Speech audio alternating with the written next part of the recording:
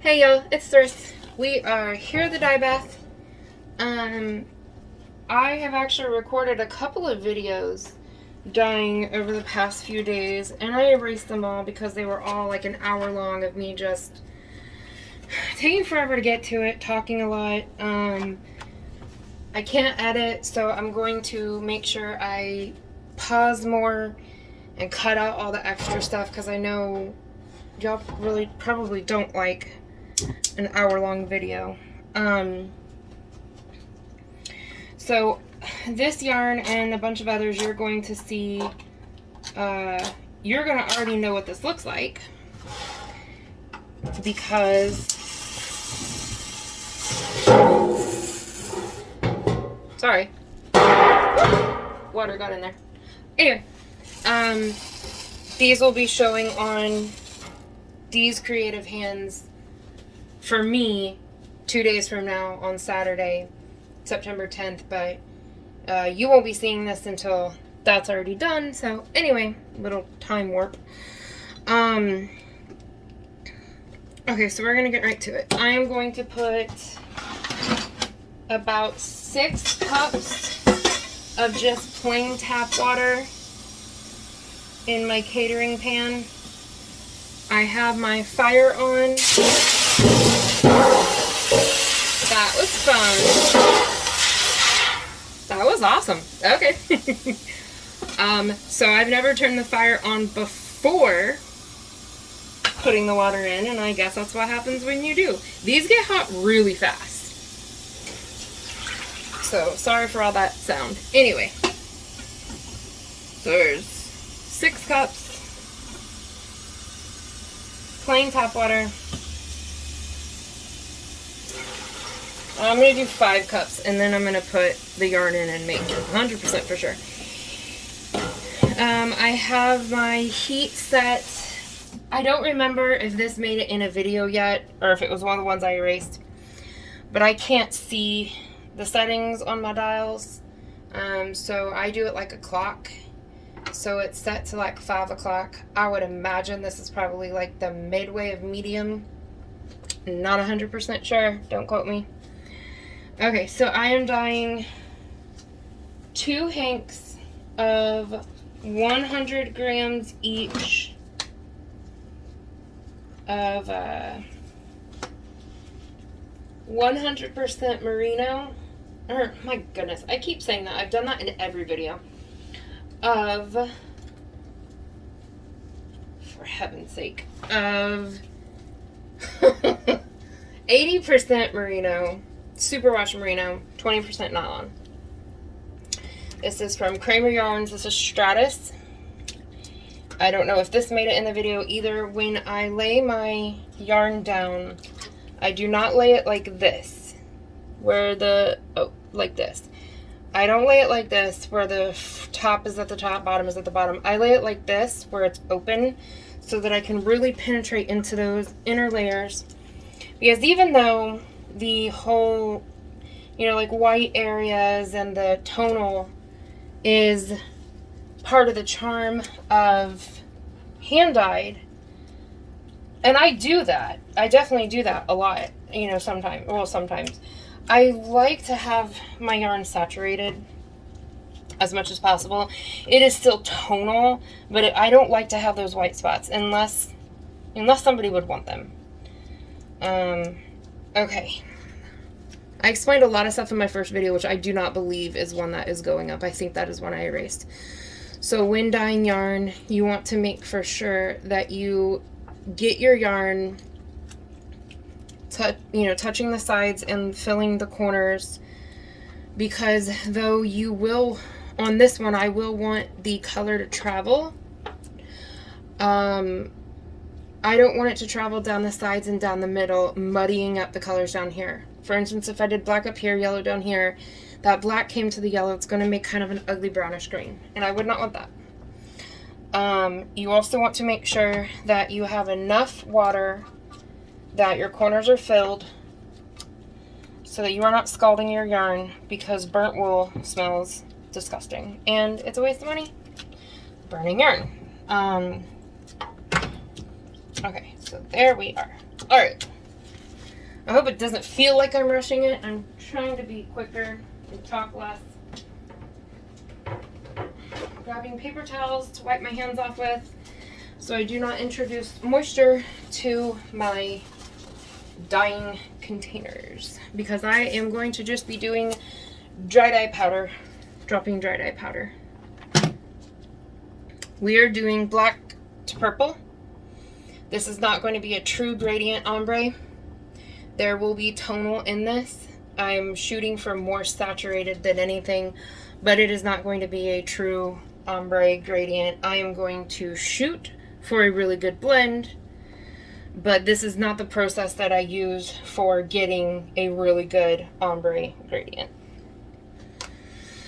Okay, so I have learned that when doing black, don't do it up here by the zip ties, because it's harder to get into these areas where it's tied, and you'll get a lot more tonal, very drastic difference in tonal. Okay, I am droning on, I apologize. So I'm gonna do, oh my gosh, I forgot the most important thing. Everything that I am using is dedicated to dyeing, because I'm using acid dyes. Acid dyes are not food safe. So I do not use anything for dyeing that I would use for consumption, and I do not make it around my food. I don't rinse it out in the same sink even, because I do have to hand wash dishes, so unfortunately. And while your dye is open for acid dyes, you want to use a respirator. I'm using my rubber half rubber respirator with NC 100 filters, because you do not want to inhale the powder either. So my voice is going to sound a little different. I will try to speak up. Okay, back to it. Dharma acid dye in true black. I like true black because tonal black breaks apart. Like the Breaking Violet video I did, the toner black breaks the yellow out of it, and I don't like the look of it. This is a true actual black. The only breaking this does is sometimes it doesn't fully saturate black and it will come across gray, and that's okay. That's just a pastelized version of real black, so I'm okay with that.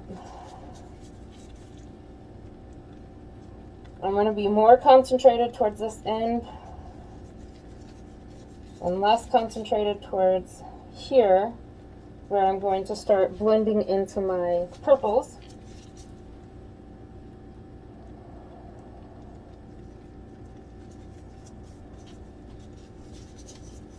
Okay.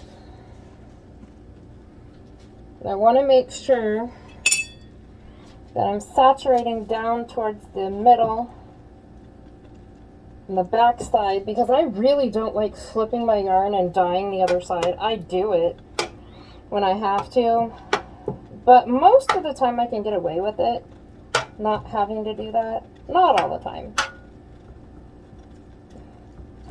And right now, while the water is not hot, I can clean my fingers off on the yarn, or in the water.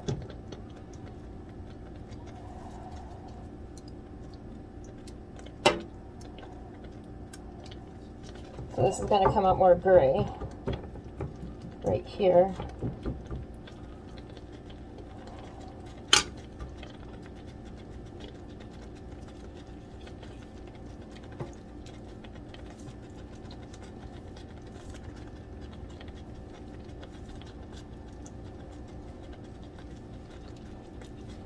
Definitely do not do this once the water gets heated.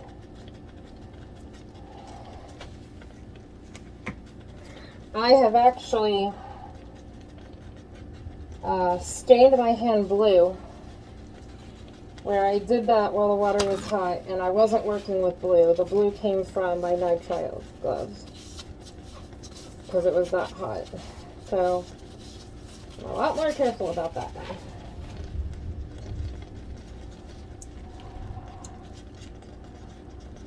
yeah, I'm definitely going to have to come back and layer more.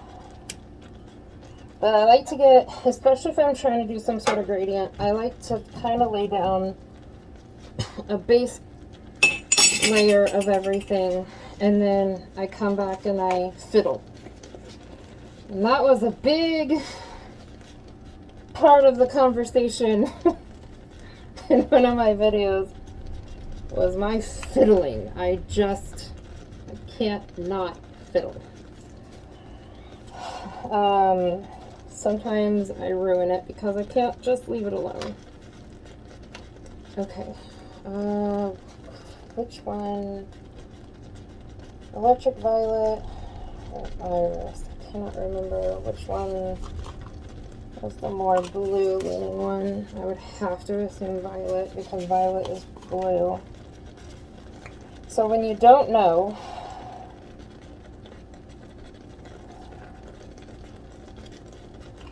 there was just the teeniest of amount and it will over dye, so it won't ruin my color. So that's the Iris, and that is the Violet. Okay, so the Violet weirdly is the purple one, and the Iris is the more blue one. I'm glad I checked. Okay.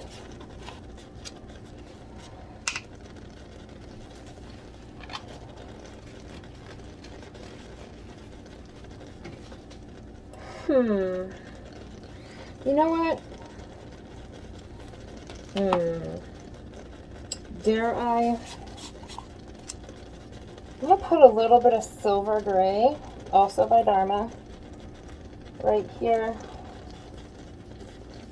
before I start the purple. I have a sneaking suspicion this is probably going to just look very similar to the True Black.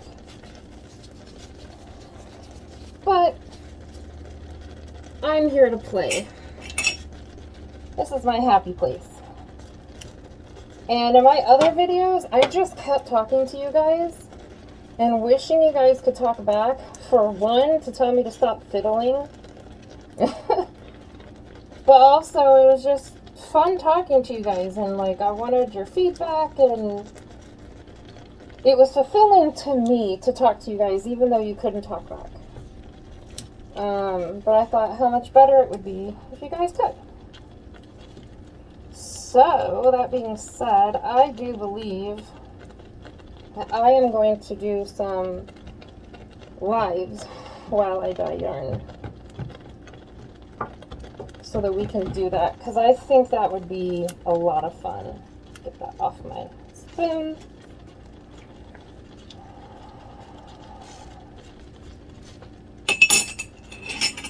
You guys tell me what you think. If you would enjoy that, if you would actually watch, let me know. And so long as I don't bomb horribly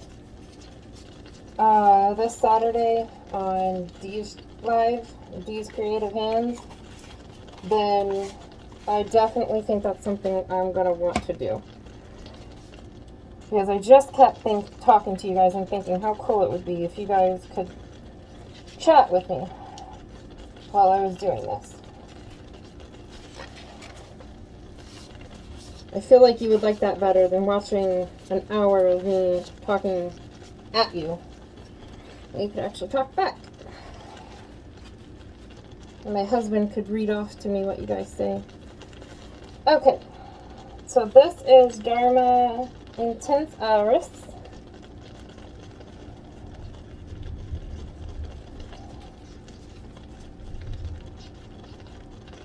Intense Iris is a fun color. When I first started using it, I usually start my dye bath cold, and it looked like nothing at all. It barely had any color, and I thought, well, okay. But then when I turned the heat on, it just bloomed. It blossomed. That's part of what I love about this, doing it on the heat. When you put the dye on here, and it just spreads. Oh, so you see how that I hope you can see it. You see how that just like traveled down the side? It's because I didn't have my yarn pushed to the side. It's okay because it's just going to blend into the next purple. But that's what I was talking about. Anyway, yeah, so part of the fun for me is just sprinkling the dye on here and then watching it just like explode. It's so cool. So when I'm doing dry dye powder like this and I'm going for a gradient, I will blend it out like this. And then I won't take from here because this is more concentrated. I'll take from here in order to keep blending it out. I'm going to blend up into this color, the gray.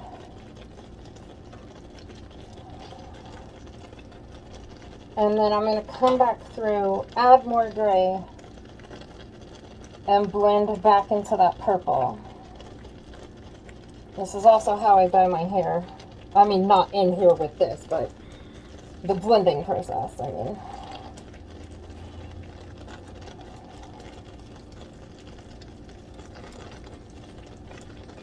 I want to make sure I get in here.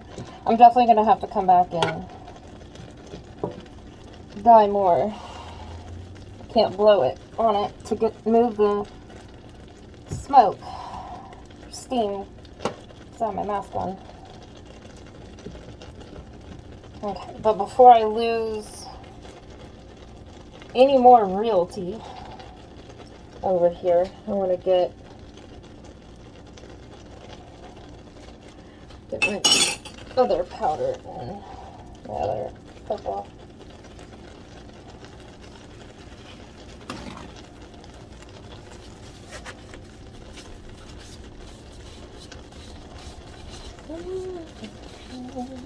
Okay. So now we have electric violet.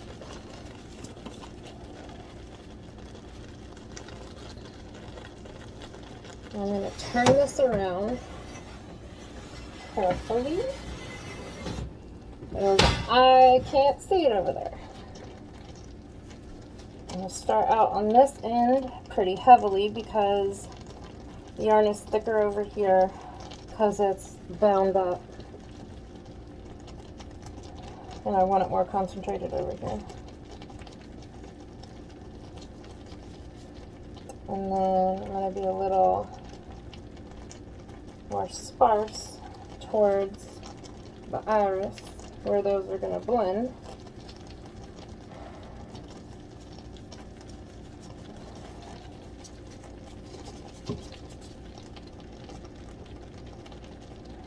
So what are you guys doing while you're listening? Are you watching or do you more lurk and listen? That's kind of how I do.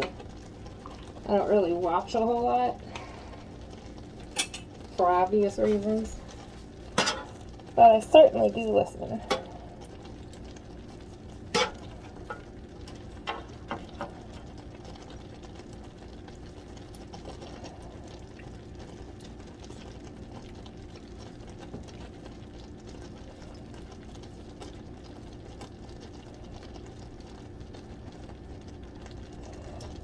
Now, the reason I did not start out with acid, any acid, is because I wanted these colors to penetrate to the mid layers and to the back side. And if you have acid and you dry dye sprinkle like I just did, then you're going to have spots of concentrated color if you don't get to it quickly. And since I sometimes can miss those, I don't want spots of heavier color. I want it to be more even. So I wait to put the citric acid in it until I have everything where I want it and kind of looking how I want it, and then I want it to absorb. And even without it, it's absorbing pretty quickly.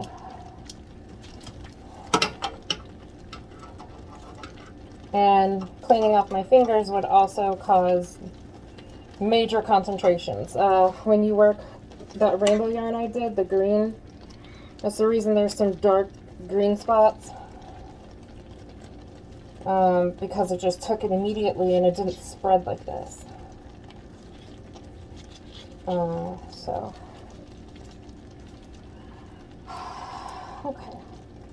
Honestly, I probably should have gone without the black. I still think it looks good. I think it would have looked really cool, just the gray. I still like this though. Okay. So, I'm going to pause and I'm just going to go back through and I'm just going to do what I just did and just layer a little bit more color, blending it with my spoon to the middle and the back. And I will be back. Okay, I laid down some more color. It's a lot more saturated. I have turned my fire down to about between 4 and 5 o'clock. So probably, oh gosh, the highest of the low settings, I would assume.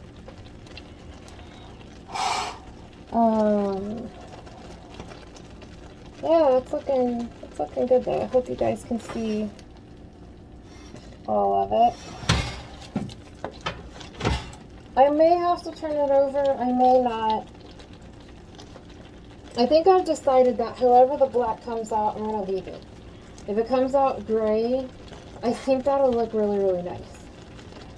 So I don't think I'm going to try to make it really deep black. I'm just going to leave it kind of however it comes out. And all I'm going to do is touch up any areas that could be white. Flip it over and see if that needs anything, and I will be back. I'm going to let this simmer for about 20 minutes, constantly checking it to make sure my water levels are good. And all you have to do is just add a little bit to the corners.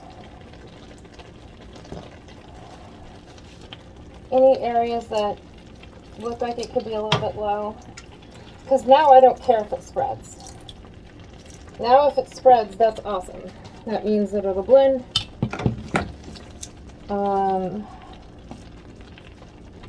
And then,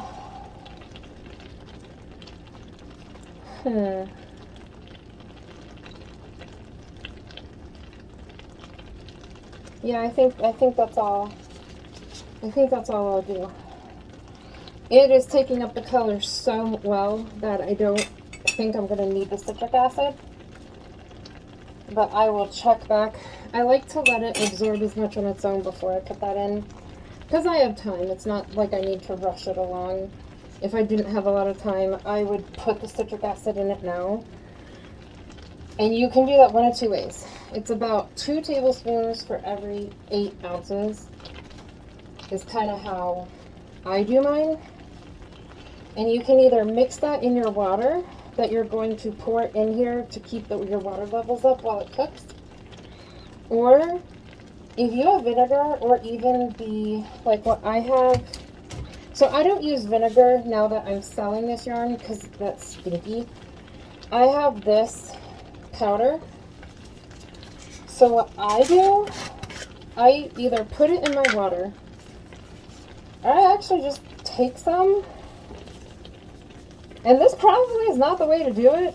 I'm not going to lie. This probably is not right. Because what's going to happen, especially if I don't come in and mix it quickly, which I'm going to right now, is those areas that the citric powder hit is going to adhere. The dye will adhere to those areas faster. So I'm coming through here and making sure I mix that kind of into the water that's in between the yarn and below the yarn, which is why I don't usually put it on this early, because I really want to make sure it's going down to those middle levels and the back, underside. I don't want it to all See, like, look, it's pretty clear. I don't want it to all adhere up here and not sink to the back. But this black usually needs help, so I didn't mind putting it here, and I didn't put that much out here. It's probably better to pour it into your water. Put it into your water and mix it really well. But sometimes when I'm just feeling lazy, I do it this way. I do not suggest doing that if you have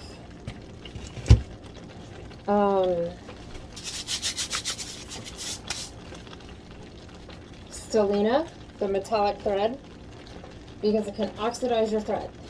If you're using Stellina, err on the side of caution with lower levels of citric acid if you're using the powder. Vinegar, it works fine. It's just the citric acid powder.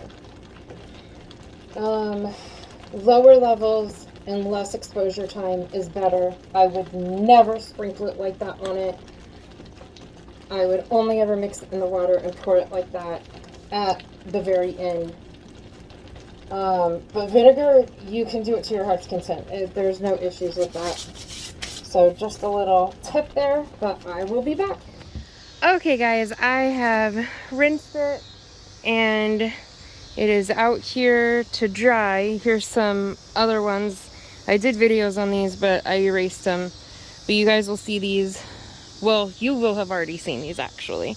This is the sunset one, and this one was originally going to be just these colors, and I added green at the last minute. But this is the one I was just working on. So there are tonal areas, of course, that's part of hand dyeing. And especially this process. If I were to want zero tonal, then it would have to be just a solid. But to do this process, there are tonal variations, but that's what most people like about hand dyed, and I really like it. So this is the final result of these, and I hope you guys had fun. I certainly had fun, and I will talk to you guys later. Toodles.